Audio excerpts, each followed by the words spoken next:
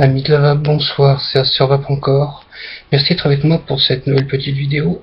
Donc une vidéo qui sera ni sur un liquide, ni sur un mode, ni sur un atome, même pas sur un arôme, mais sur un, on va dire un petit, c'est même pas un outil, on va dire quelque chose d'utile, tout simplement.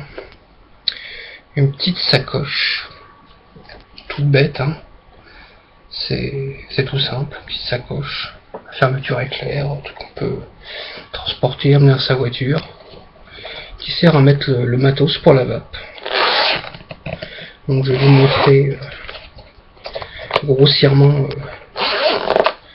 comment ça peut rendre. Voilà, moi dedans j'ai mis la bouteille est tombée, et donc j'ai mis la bouteille de liquide dans la partie qui se trouve là. Donc on peut rentrer un SVD dedans, un MVT. Si vous avez les deux, vous pouvez rentrer les deux parce qu'il y a une deuxième partie en bas, dans le même style. On peut rentrer un autre. Et vous avez de quoi mettre quelques modes. Voilà, moi j'ai mis d'un côté le no-name, d'un côté mon fabuleux GP. Ça rentre tranquillement avec l'atomiseur. Là entre deux au milieu, je peux largement loger le Hades, qui est pourtant assez balèze. Vous voyez, c'est pas trop mal fait, quoi. Y a pas trop à redire. Ça c'est sympa, de mettre quelques modes, ranger quelques affaires quand vous partez pour un vapéro, ou n'importe où. Moi quand je pars chez mes beaux-parents, j'aime bien voir ce genre de choses pour transporter mon matériel de vape. Donc celle-ci, elle est, on va dire que c'est semi-rigide. Voilà. Et à l'intérieur, je vais réussir à mettre devant. C'est un peu pelucheux, je sais pas comment vous dire, quelque chose de très doux. Ça fait comme une petite moquette toute rase. Donc c'est pas mal. Ici, c'est tout élastique. Hein. C'est élastique avec un espèce de filet en plastique. Et la partie du bas, c'est juste des élastiques. Donc voilà. Un peu comme la partie du milieu, pareil, c'est un élastique. Enfin bon, je trouvais ça assez pratique, fonctionnel. Je me suis dit que j'allais vous montrer cette petite chose. Et donc autrement, il y a la deuxième, qui est un peu différente, qui n'est pas dans les mêmes dimensions. Autrement, le principe reste relativement le même. Moi, je m'en sers pour mettre un tas de bordel pas possible imaginable. Je mets mes résistances, je mets tout ce qui est tout prêt.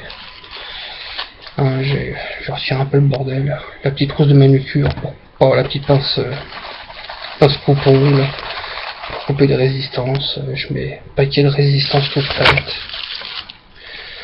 Je mets petits ciseaux. Je mets même la bobine de Cantal. Là, je lui colle, cette partie-là, je lui colle la petite pochette de tournevis pour les atos. Là, j'y colle les pinces pour le coton, la pince à épiler, etc. Enfin bon, pour faire les micro-résistances et tout. Enfin, j'y colle à peu près tout dedans. Donc c'est assez pratique. Hein. Il y a deux formats, je mettrai les liens pour que vous puissiez voir. Et celle-ci, elle est molletonnée. Il y a comme une petite mousse de polyuréthane à l'intérieur, fait que ça amortit bien les chocs. Donc à la limite, j'aurais presque plus confiance en celle-ci pour mettre les modes dedans. Mais bon, elle est un peu plus petite. Je sais pas pourquoi ils ont choisi d'en faire une molletonnée et une rigide. Enfin, je ne cherche pas à comprendre nos amis petits chinois. C'est comme ça.